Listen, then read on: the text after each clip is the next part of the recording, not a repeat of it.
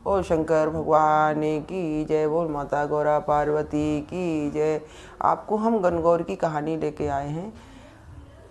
कहानी का क्या महत्व है आप सुनेंगे इसको। शंकर पार्वती जी देश के भ्रमण के लिए निकले तो शंकर जी पूछने लगे पार्वती जी से कि पार्वती जी आप बताओ कि आपको साल भर के रास्ते से चलना है या 6 महीने के। तो कहने लगी नहीं, हम साल भर के रास्ते से चलोगे। कहा ठीक है, साल भर के रास्ते से जाने लगे। तो जाते जाते जैसे ही उन्होंने देखा कि रास्ते में इधर से जाने में उन्होंने देखा कि घोड़ी के गर्भ सी थी, उसको कष्ट आ रही थी, उसको बच्चा होने वाला था। तो पार्वती जी पूछने लगी शंकर जी ये घोड़ी कैसे कष्ट आ रही है। शंकर जी कहने लगे इसके बच्चा होने वाला है। और आगे बढ़े तो देखा राजा के एक राज्य में पहुँचे तो राजा की पत्नी के बच्चा होना था। तो उस राजा में सारी उदासी छाई हुई थी। राजा के जितने सब लोग नौकर वगैरह थे सब उदास खड़े हुए थे। बोले यहाँ पे क्यों उदासी छाई हुई है। शंकर जी कहने लगे यहाँ पे रानी के पुत्र होना है इसलिए उदासी छाई हुई है। तो रानी कहने लगी इतना कष्ट होता है, वो सब पार्वती जी कहने लगी इतना कष्ट होता है बच्चा पैदा करने में, हमें तो गांठ लगा दो शंकर जी, हमें बच्चा नहीं चाहिए। शंकर जी बोले नहीं, गांठ अभी नहीं लगाएंगे, अभी आगे चलो। आगे जाते हैं तो आगे देखते हैं गाय है, उसको गर्भ से थी, उसको भी बच्चा होना था, तो वो भी बड़ी पीड़ा हो रही थी उसको। तो पार्वती जी पूछने लगी शंकर जी ये गाय कितनी दुखी हो रही है, कहीं इसको बच्चा होना है इसलिए ये परेशान हो रही। बोले मुझे गांठ लगा दो। बोले ठीक है लगा दे रहे। शंकर जी बोले जब 3 बार पार्वती जी ने कहा तो उन्होंने गांठ लगा दी। अब भ्रमण करके लौट के जैसे वापस आने लगे, लौट के आए तो देखा कि गाय अपने बछड़े को बड़ा प्यार कर रही है, दूध पिला रही है। तो कहने लगी कि कितना प्यार कर रही है। शंकर जी का हाँ देखो यही सुख होता है, पुत्र हो जाते हैं, बच्चे हो जाते हैं। तो बोले नहीं हमारी गांठ खोल दो। कहीं पार्वती जी हमने पहले ही कहा था कि एक बार जो गांठ लग जाएगी फिर वो नहीं खुलेगी, आपने जिद करी हमने गांठ लगा दी। फिर आगे चले तो फिर देखते हैं राजा के राज्य में आते हैं। तो राजा के राज्य में सब लोग बड़ी ही खुशियाँ मना रहे, मिठाइयाँ बांट रहे। बोले यहाँ क्या हो गया। पहले तो बड़ी उदासी थी। शंकर जी कहने लगे कि राजा के कुंवर हो गए हैं इसलिए बहुत खुशियाँ मनाई जा रही। कह शंकर जी हमें भी पुत्र चाहिए, हमारी गांठ खोल दो। कहीं एक बार गांठ लग जाती है दोबारा नहीं खुलती है। फिर जैसे ही पापे और आगे बढ़ते हैं देखते हैं घोड़ी भी अपने बछड़े को बड़ा प्यार कर रही है। तो कहने लगी कि ये घोड़ी बड़ा प्यार कर रही है इसके। तो कहीं वही घोड़ी है जो कष्ट में थी, इसके बच्चा हो गया तो बड़ी खुशी हो रही है। तो बोले हमें गांठ खोल दो। कहीं गांठ नहीं खुलती है। अब तो पार्वती जी बड़ी दुखी होने लगी। अब पार्वती अपने पीहर आती हैं। पीहर आती हैं तो बहुत जैसे दामाद का बहुत स्वागत होता है बेटी का, तो ऐसे उनके घर में शंकर जी की बहुत आवभगत होती है। बहुत अच्छे अच्छे पकवान बनाए जाते हैं। अब इतना पकवान बनाए जाते हैं, शंकर जी को परोसे जाते हैं। तो शंकर जी को जितना भी परोसा जाता सारा खा लेते हैं। ये ऐसा करा शंकर जी ने कि सारा ही खा लिया, कुछ नहीं बचा।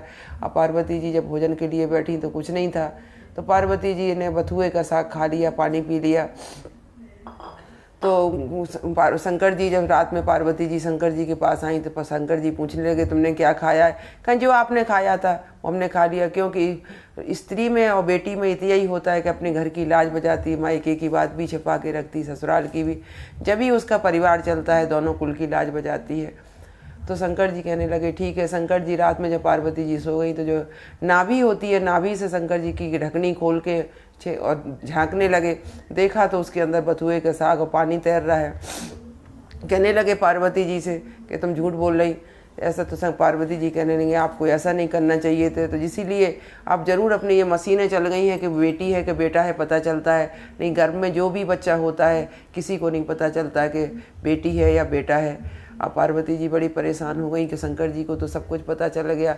वहीं से पार्वती जी ने कहा कि शंकर जी ऐसा वरदान दोगे कोई किसी के पेट में झांक नहीं सके। शंकर जी बोले ठीक है ऐसा ही होगा। और आगे चलते हैं कैलाश की तरफ आने के लिए। तो रास्ते में देखते हैं गणगौर का व्रत है। बहुत सारी औरतें गणगौर की पूजा करने के लिए भटक रही हैं। पार्वती जी एक वृक्ष के नीचे जाके बैठ जाती हैं। जैसी औरतें आती हैं तो पूजा करती है, फूल धूप फल वगैरह चढ़ा के बहुत अच्छे से पूजा करती हैं। पार्वती जी उनको सुहाग का वरदान देती हैं, जितना सुहाग था सब दे देती हैं उनको। अब थोड़ी देर बाद देखते हैं ત્યાં जैसे ब्राह्मण बनिया बड़ी जात की औरतें आती हैं ढोल गाजे बजा के हुए, क्योंकि वो लोग पकवान बनाती हैं। हम लोग के यहाँ पकवान बनते हैं, लेके आती हैं पूजा के लिए। पार्वती जी के पास आ जाती हैं तो पार्वती जी कहते शंकर जी कहते हैं कि तुमने सारा सुहाग था वो सब दे दिया, अब क्या दोगी। पार्वती जी बड़ी परेशान हो जाती हैं। अब सब लोग पूजा करके हाथ जोड़ के खड़ी हो जाती हैं कि माँ पार्वती जी हमें सुहाग दो। पार्वती जी क्या करती हैं अपनी बाईं उंगली को काट के एक अपने उसमें घड़े में डाल देती हैं, कोरे घड़े में डाल के अपने मांग का सिंदूर उसमें डालती हैं, मेहंदी डालती हैं आँखों की कोर का काजल उसमें डालती हैं, उसको करके वो सबके ऊपर छिड़कती हैं। तो जैसे अपने बड़ों लोगों में पहले था कि एक बार शादी हो जाती दोबारा नहीं होती, सुहाग ऐसा, तो इसे छिड़का था। किसी को तो भरपूर मिल गया है, किसी को कम मिला।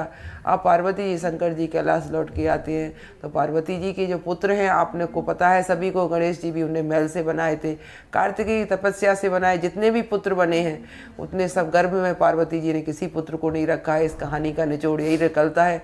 इसलिए स्त्री को जिद नहीं करना चाहिए पति से कि हम जो देख रहे हैं हमें वही चाहिए, जो तुम्हारे भविष्य में आ रहा है उसको स्वीकारना चाहिए।